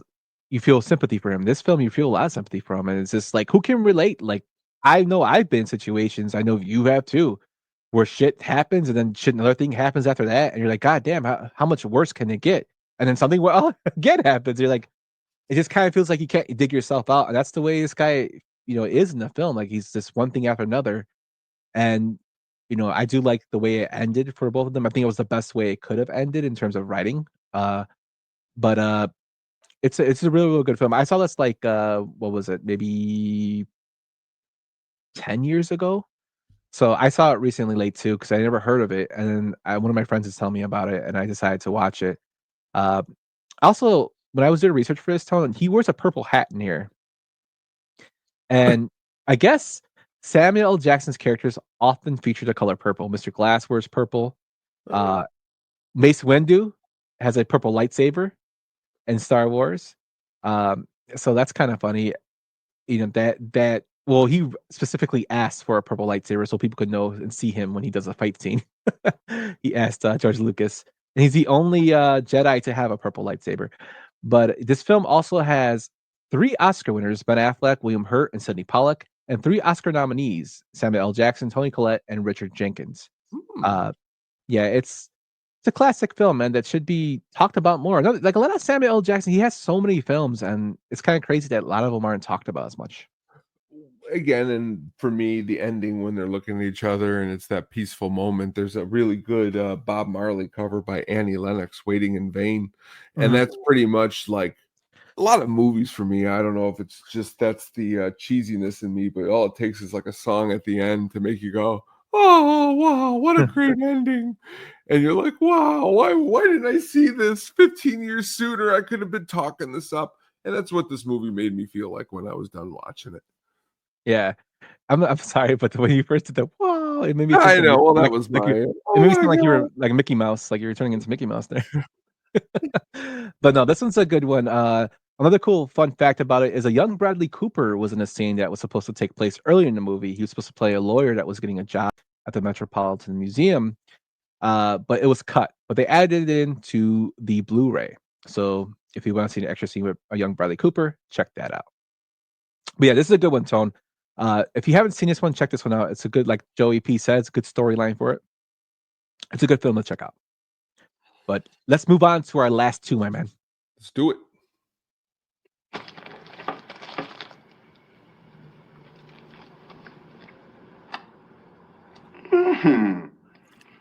This is a tasty burger.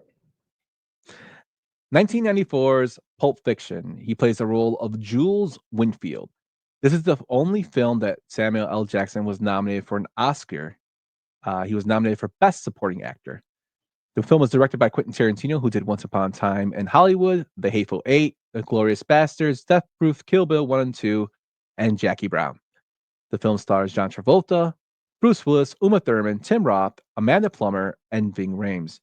It had a box office of $213 million on a budget of $8 million, which is crazy because this film has Bruce Willis, and $5 million of the salaries of the cast went to the budget, which means he took a less salary for this, even though he was a box office draw. Well, not a box office draw, more of a big name. His movies leading up to this didn't do too well, but it resurrected the career of John Travolta, which that role was supposed to be for Michael Madsen, and he was in Wyatt Earp. and he couldn't do that. Do the film. They wouldn't let him out to do it. So it kind of resurrected his career. This is probably one of the biggest roles, if not the role, that Samuel L. Jackson is known for as Jules, quoting Ezekiel from the Bible, Ezekiel 25:17, and the path of the righteous man. When he says, "I will strike down thee in anger." This is a mushroom cloud laying motherfucker. Yes, this is classic Tarantino. This is dialogue 101. If you want to read it, the king of dialogue. I always call Tarantino.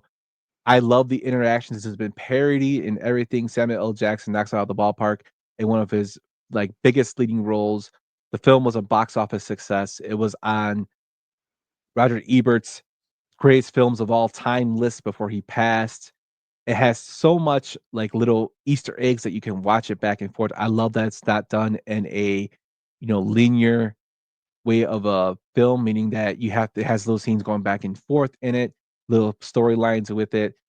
Samuel L. Jackson is probably one of my favorite characters, and I just saw weird that he didn't eat pork. Mess with the swine. Beef says he saw it in the theater twice. It's one of those films, man. I still pop this on and just still find new things about it. Tone, what about you? Well, again, my father taking a 12-year-old me to the movie theater and then telling me to close my eyes when they went down into the basement. He's like, "Close your eyes. You don't want to see what's going to be down." I'm like, and all you heard was da da da da da da. The movie is one of my favorite movies of all time. It is to me, it's just cool. Just everything about it is cool. As Joey P has stated, every time I watch it too, I see something new. You can really put your focus into a different area. Samuel Jackson, of course, you have the scenes that everyone's familiar with. I like the scenes when they go to Quentin Tarantino's house with Harvey Keitel and they got to clean up and he's wearing the blue shorts. That whole entire dialogue situation is really, really, really good. I like reach into that bag and pull out the wallet that says "bad motherfucker" on it. I mean, that's just a great line because he actually goes into the bag and pulls out a fucking wallet that says "bad motherfucker." But I mean, as you stated, I mean, this is, if not the one of his best roles.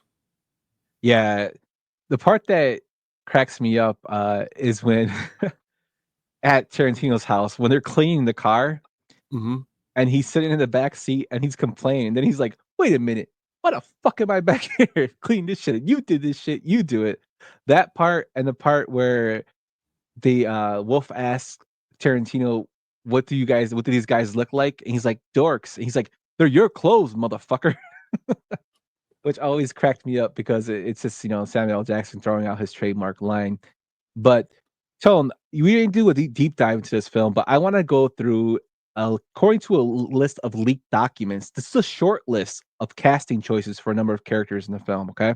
For the role of Pumpkin, it was given to Tim Roth, but Johnny Depp, Christian Slater, Gary Oldman, Nicolas Cage, Eric Stoltz, and John Cusack were considered for that role. Oh wow! For Honey Bunny, it went to Amanda Plummer, Patricia Arquette, Lily Taylor, Jennifer Jason Leigh, Bridget Fonda, Phoebe Cates, and Marissa Tomei were considered for that role. Wow. For Vincent Vega, we already said Michael Madsen. John Travolta got the role. Alec Baldwin, Gary Oldman, William Peterson, Jason Patrick, Andy Garcia, Michael Keaton, Denzel Washington, Sean Penn, Tim Roth, your boy Quaid, Dennis Quaid, Robert Carradine, and Aidan Quinn. Yeah, I think Christian Slater would have did well in Pumpkin. I could see him in that role.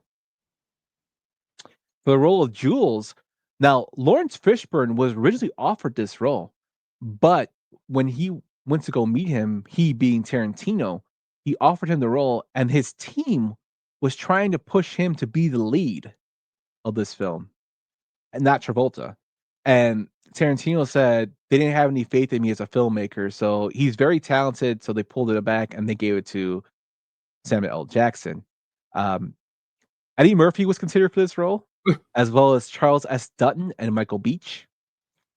For the role of Butch, Matt Dillon was considered for this role. Sylvester Stallone was considered for this role. Sean Penn, Nicolas Cage again, Aidan Quinn, and Johnny Depp again. For the role of Winston Wolfe, which was for Harvey Keitel. Now, Tarantino has said that Wolfe was specifically written for him, but if he wasn't available, they were looking at Warren Beatty, Al Pacino, Danny DeVito. I'm not gonna lie, if Danny DeVito was Wolfe, I would have cracked my ass up. Samuel L. Jackson was considered before he got the role of Jules. Alec Baldwin, Michael Keaton. Can you imagine Michael Keaton as Wolfe? That would have been interesting. Christopher Walken, Michael Parks, Charles S. Dutton, and Travolta before he took the lead role. For the role of Captain Coons, which is Christopher Walken's character, Sean Penn, Michael Parks, William Devine, Charles S. Dutton's getting offered all these roles. I'm surprised he didn't get any of them. Robert De Niro, William Peterson, and Al Pacino. And finally, for the role of Marcellus Wallace, you got Ving Rhames, Samuel L. Jackson, Ken Ford, Sid Haig, which is Captain Howdy, James Engelwright, Jim Brown, which I can see him doing it, Bernie Cassie, Carl Weathers, Roger E. Mosley, Max Jullian, Tony Todd. Can you imagine Tony Todd as Marcellus? I can. Bill Duke, I can imagine him as well. Delroy Lindo, and Charles S. Dutton again. Man, it's crazy that all these people were considered for these roles. And the last I can give you is Mia Wallace, who is played by Uma Thurman. It was it was considered for Virginia Madsen, Marissa Tomei, Patricia Arquette, Alfre Woodard, Jennifer Beals, Pam Grier, Phoebe Cates. Tarantino must love Phoebe Cates because it's hard not to love Phoebe. Yeah, Bridget Fonda, she Wright, Jasmine Guy, A Different World, fame there. Angela Bassett, Annette O'Toole, Deborah Winger, Robin Wright, Cinda Williams, and Meg Tilly. Crazy stuff, man. If those people could have got every time you kept mentioning Sean Penn, I kept thinking about him in Carlito's Way, since you brought that up earlier, and I just thought if he had that same hair in this movie, it would have just been Davey. He ain't afraid. That's a good character. Oh, that's a good character. Yeah, this film has great monologues in it. Christopher Walken's with the watch is great, and he actually pauses in the film to make up like a dramatic effect. But it really wasn't for dramatic effect. At the time of the filming, he actually forgot his line. So he was trying to remember, and he made it seem like it was a pause, which again shows like Walken's a good director, a good actor. But yeah, we will do a show on Pulp Fiction. Like, oh, we will. We have to eventually do a deep dive. But that was just like a snippet of the roles that were offered, or considered. But this film is synonymous with Samuel L. Jackson. There's so many quotable lines from it. Do you speak English, motherfucker? English, do you speak it? And he's also going to kill the guy from the film Career Opportunities. Oh yeah. Also the guitar player in the Doors movie. Yeah. God. Frank Whaley, Mr. Frank Whaley. Yeah, he's also in School of Rock. He plays the manager of the club. He sure does. But yeah, definitely all-time classic. When it's on, I still watch it. It's one of those films that I can't turn away from. And it has funny things like The Gimp. Oh yeah, and Wake Up the Gimp, of the greatest soundtracks of all time. Yes. Like this is Tarantino. Would you say this would be probably Tarantino's best film? I would. Yeah, for me, it is. I've had agreement with a lot of people to say a lot of other ones, but this is my favorite. I would say this is his best film. It's perfect. Mm-hmm. So that was my final choice. Let's get to Tony's final choice. Them motherfuckers ain't here to buy no mandingos. They wants that girl. Steve, what the hell are you talking about? They playing your ass for a fool, is what I'm talking about. They ain't here for no muscle-bound Jimmy. They here for that girl. What girl? What, Hildy? Yeah, Hildy. Her and Django. Them niggas know each other. He just bought Eskimo Joe. Did he give you any money? No, No, not yet, but they Then he go. ain't Bob Diddley. 2012's Django Unchained. He plays the role of Steven, and it's directed by Quentin Tarantino, starring Jamie Foxx, Christopher Waltz, Leonardo DiCaprio, Kerry Washington, and Walter Goggins. The film had a box office of $426 million on a $100 million budget. Tell me why you picked this one. Shot amazing. I like the Jamie Foxx does a great job in this movie.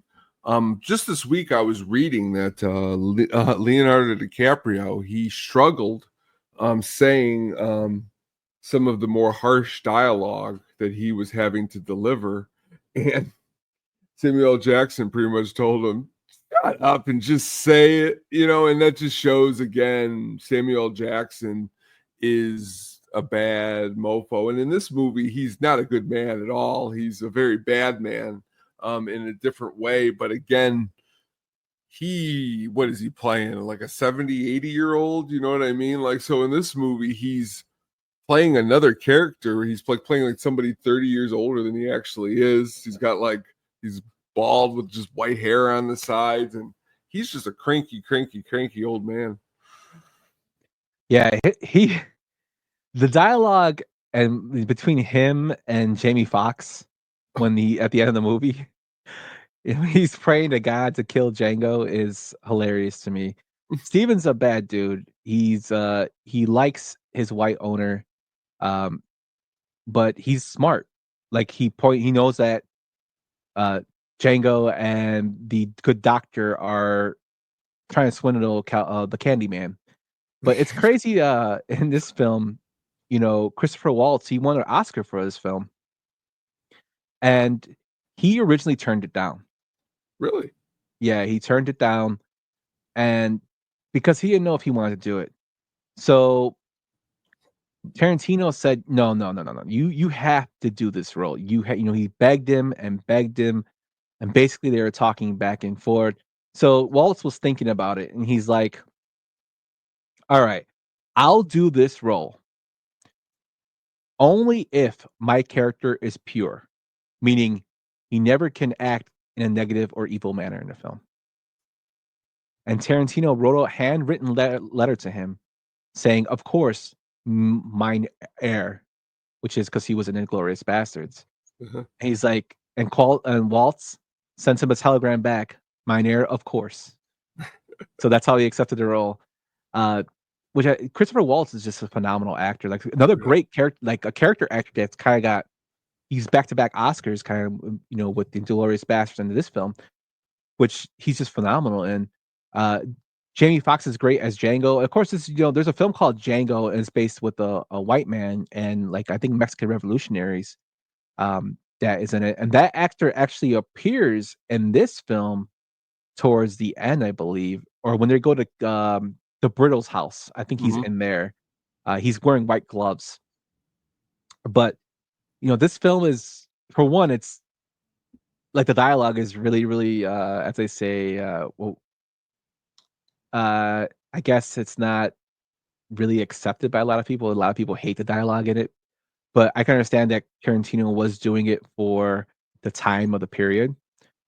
He got a lot of flack for it, but to me, it's a good action film.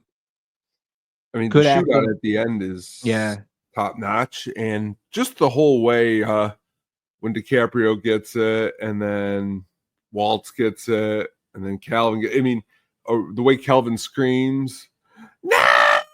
when DiCaprio gets shot or whatever. It's just good acting. Yeah.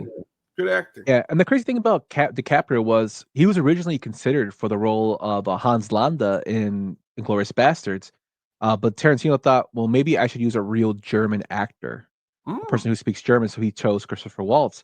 And this is the second, chance that Tarantino got to work with DiCaprio, to the point, like, when he was doing the part where he smashes his hand on a dinner table, when he's like his glass with the palm, and he starts to bleed, he ignored it and stayed in character. That's actually really his real blood in that shot. And they said after that shot, that scene happened, they erupted in, applause. All the cast did, because he just stood in character.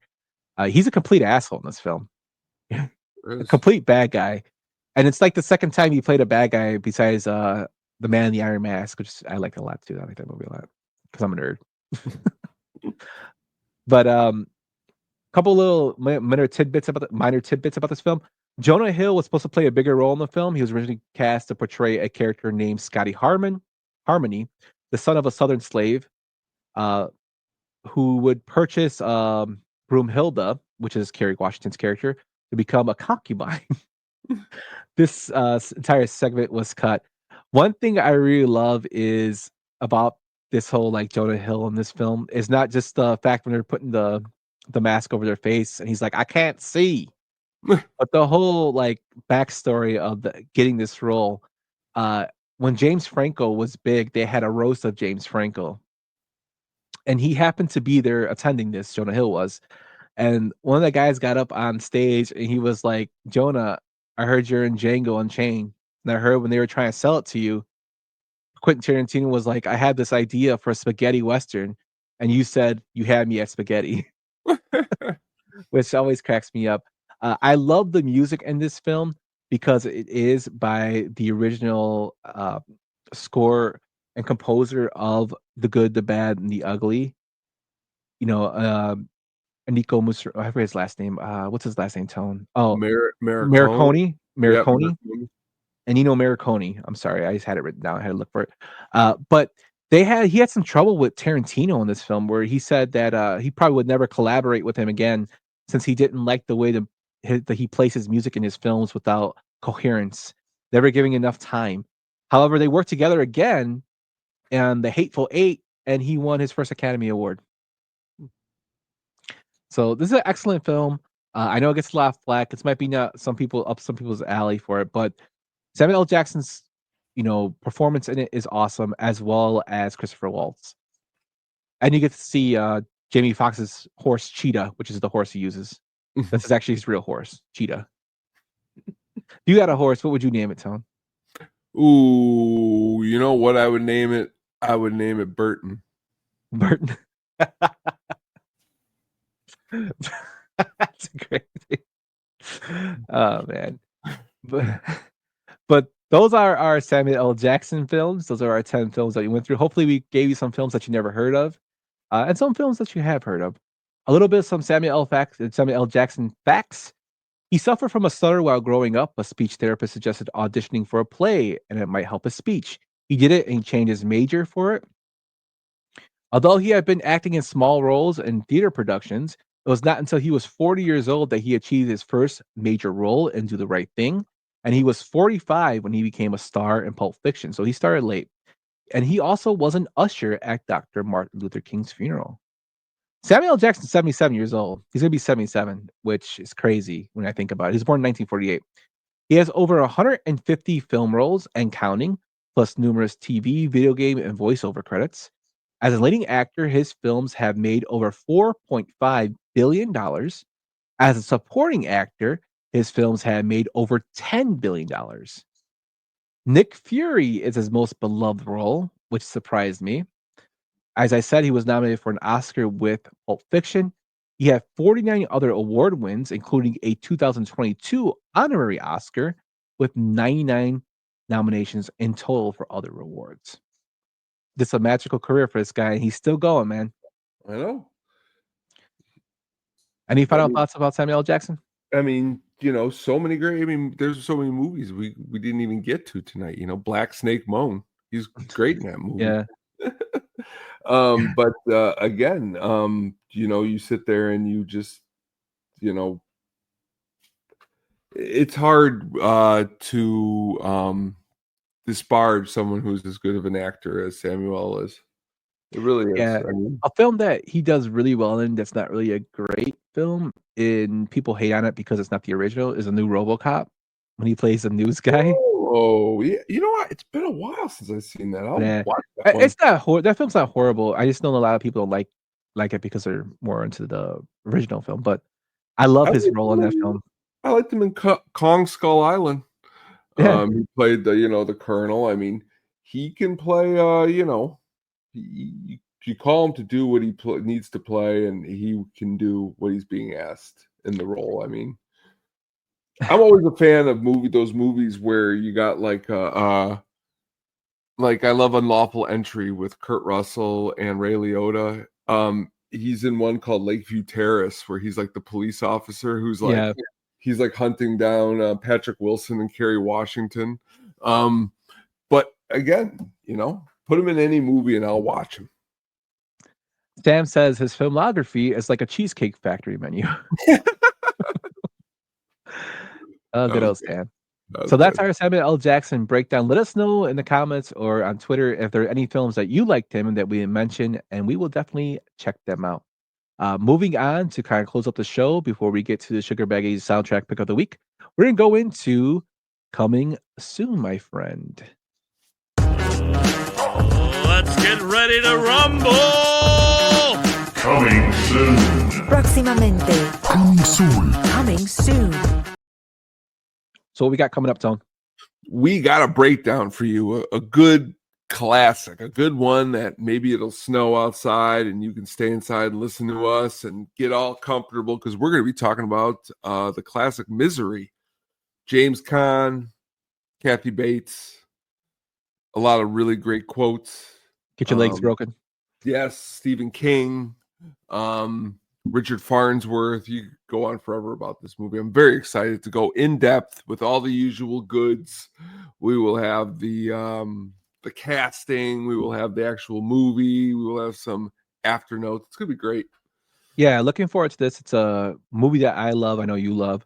I read the book as well. We're big Stephen King fans here. Decided to go into like a little early horror film, but this film also won an Academy Award for Kathy Bates, which Oscar season is around the corner. So really looking forward to going into deep dive into this one. It's gonna be a good one. Definitely excited to see what you pull up in as far as facts and behind the scenes stuff. Always interested to see what we're going to be talking about. Yeah, so be sure to check that one out. It'll be next week at 8:35 on Friday. We'll be doing our deep dive into Misery. And before we get into the Sugar Baggy soundtrack pick of the week, I just want to say thank you everybody for listening. I know this was a little longer show, but you guys seem to like the long ones. We've got a lot of comments that you guys listen to us while you're working or kind of doing your chores and whatnot. But this was a real fun one for me because I really like Samuel L. Jackson. I know you do too. So I try to come up with some obscure films. You came up with some really good ones, like that I definitely have to check out again. But that's why I love doing the show with you. It's like it's exciting to wait for your 5 because you're going to either get what I like. What was it? The last one you picked 4 of the 5 that I would have picked if you just asked me what I was picking. So it's easier than to go through and pick. Well, I do also like these other ones. Really cool. Yeah. Sam says, hey, phrasing. But besides that, again, we really appreciate you guys watching, listening. Thank you. And viewing and interacting with us. You guys are the reason we do it, and we do it because it's fun. Before we get to your last segment, just want to let you guys know we did release a new at the mini show where we discussed some video game topics along in there, along with the news of the Russo brothers taking over the X-Men franchise going forward. Some Ocean 14 talk in there. And we are going to release a new one next week. So we're making the mini show a weekly thing that will be a 30-minute show. It's not going to be live. It'll be recorded. We usually drop that either Thursday or early Friday, just depending on how our schedules rack up and what news is out for the week. We already got one headline going for next week, so I'm pretty sure we'll have some more coming through. So check that out. That'll be on the YouTubes and on the... Feeling kind of woozy here. Yep. That'll be going on the YouTubes and all where you get your audio. Tell everybody what you were doing for the Hook Up on Music, my man. We just dropped our newest episode. We had 2 episodes this week. We dropped one back on Monday, but then our newest one just dropped today. We talked about me and fellow Penguin Brian. We dug into some of his records, and it was a blast. We're going to start doing it maybe a little bit more regularly. And it's going to be a good time. We dug into Nathaniel Ratliff and the Night Sweats. If you have not listened to their new one, please do that. It's going to be really good. Yep, check it out. And with that, Tone, close us out, my man, with your soundtrack pick of the week, my guy. The Sugar Baggies Soundtrack Pick of the Week.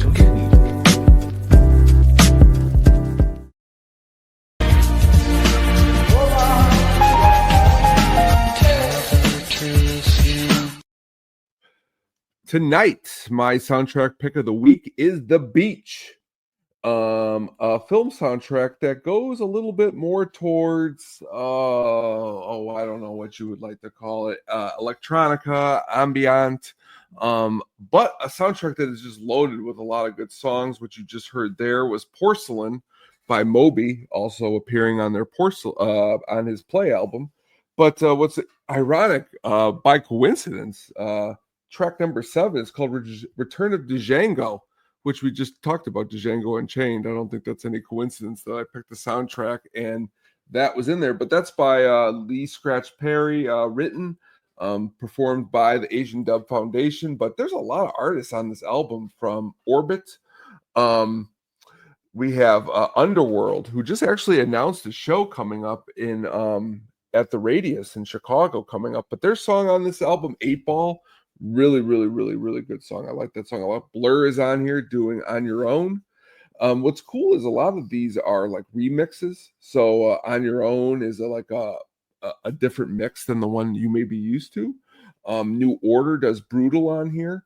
In the movie, it's not featured in the soundtrack, but for Bob Marley with Redemption Song. Good soundtrack. I've always enjoyed the movie. It's a Danny Boyle movie. It's his follow-up from Trainspotting. But again, its soundtrack is definitely one that if you're ever seen the movie and see the beach locales that are filmed in it, the music works really well. Yeah, it's an interesting movie. I enjoyed it. Soundtrack is really good. I'll give you another tidbit of information about this movie. Mm-hmm. It's criticized because it destroyed the area they filmed it in. And really? Yeah, it did some environment. You this info to me. Yeah, this info.